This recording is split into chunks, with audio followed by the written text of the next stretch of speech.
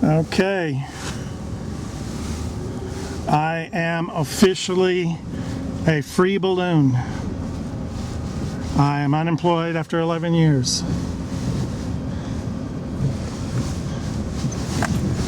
And I don't want to spend any time dwelling on the negative about all this. Lord knows there was plenty of that.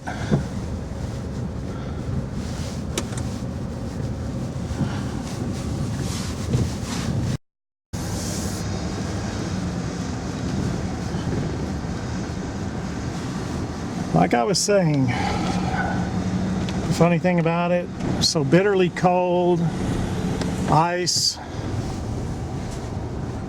and only here at the last few moments as the sun came out, and I'm going in the direction of the sun and the blue sky.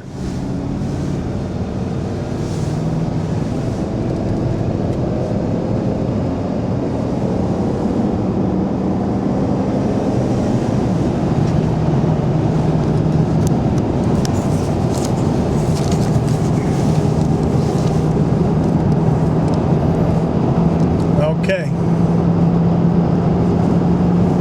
It went a little earlier than I thought, than I was hoping, a few days. All in all, things are where I had expected and planned for them to be. I wish they were better.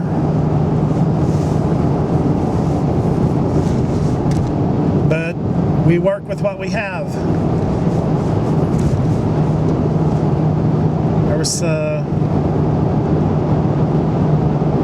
I prefer to focus on what was built in the last 11 years and use that as the springboard to go forward into whatever comes next.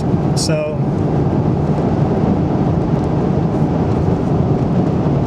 I managed to leave with, my goal was to leave with a whole skin, and I managed to do that. That doesn't say anything for tomorrow, but I did accomplish what I set out to do there. And dwelling on the negative things that happen in our lives serves no useful purpose. It's called rumination, when you just go over and over and over and over it in your mind. Go over it a couple times, maybe 3 times, then put it where it belongs. And most of the time that's in the dustbin of history. So we go forward from here. First thing I'm going to do is I'm going to go get a haircut, and I mean a short one. So I'll be more presentable to the job interviewers.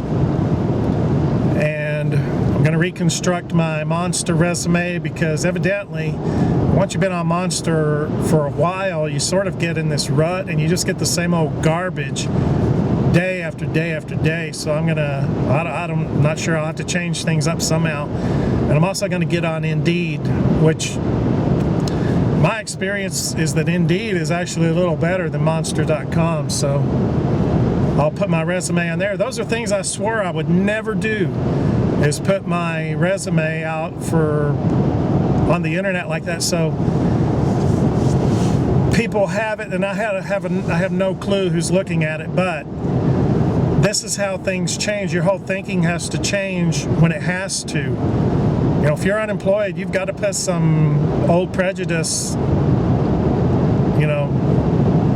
put them out of your mind completely. You've got to leave that thinking behind and become more of a survivalist. And of course, by that I'm talking in terms of economic survivalist.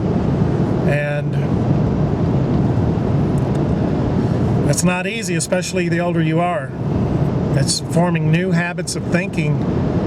And I've heard that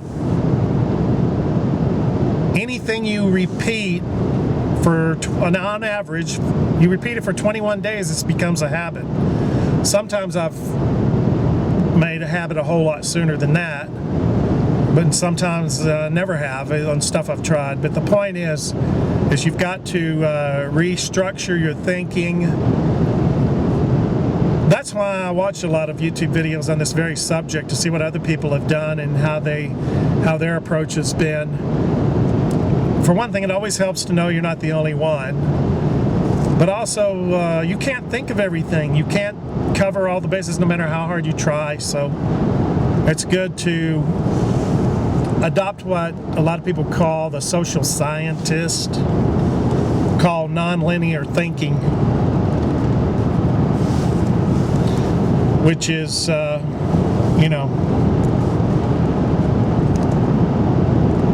an example of that would be, how do you divide 7 apples between 5 people evenly? And nonlinear thinking is you make applesauce. So you got to restructure your thinking.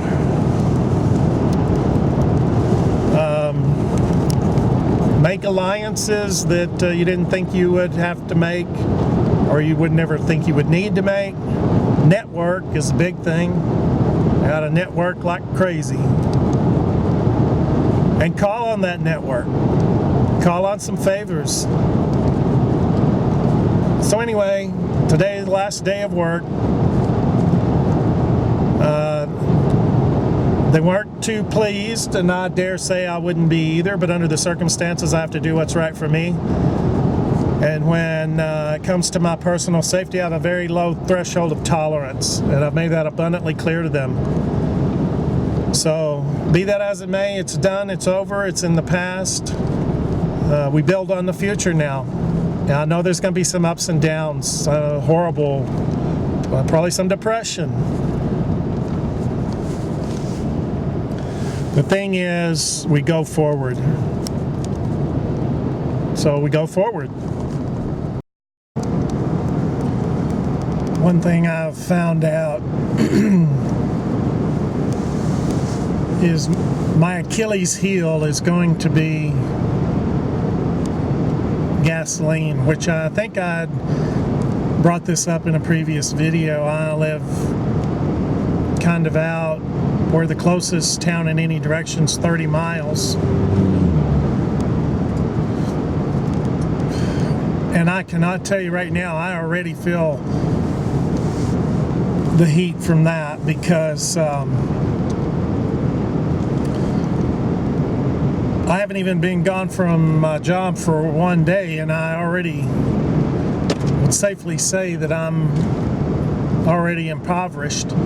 That might seem silly to say that, but you got to remember, when I resigned, it didn't matter that if it was due to safety reasons. It was, you resigned instead of being laid off. So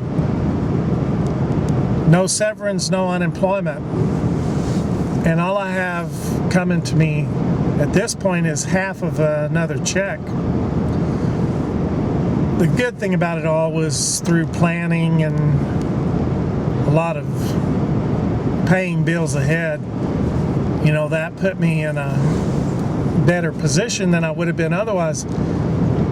But I'm still, I mean, right off the bat, no source of income now at all. So the thing with the gasoline, you know, I have a fund set aside for gasoline for job searches when I go, and I've got it earmarked for absolutely nothing but that. It's exclusively for driving to job interviews, and I'm going to stick to that. But certainly fuel is going to be a problem for sure. So we'll just have to, you know, put as much effort as I can into finding another job and see what comes up, because things are not looking good. But that's what this whole project is all about, is, you know, how one man copes with the fall. So we'll deal with it the best we can. Well, I'm officially unemployed, and I gotta tell you, it's not something that I can really and truly wrap my mind around. I mean, it's been something steady for 11 years, And since it was oil and gas related, you know, it was bound to be on the chopping block in one way or another.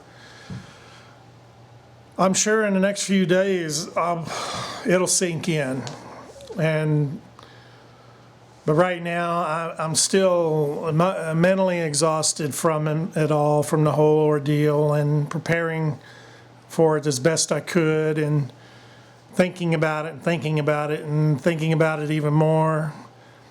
Haven't been sleeping well because of it, and hopefully I'll be able to get sleep now. And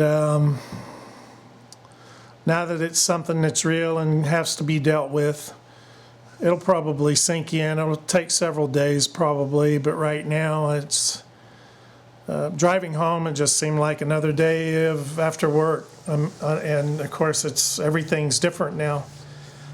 So we'll just deal with it as best we can. I keep saying that, and as things really begin to ratchet down and begin to get uncomfortable, I'm sure that's when it'll sink in even further. So all I know to do is keep plodding along and begin to work on what we know we got to work on. So it's a matter of staying focused now. So let's keep at it.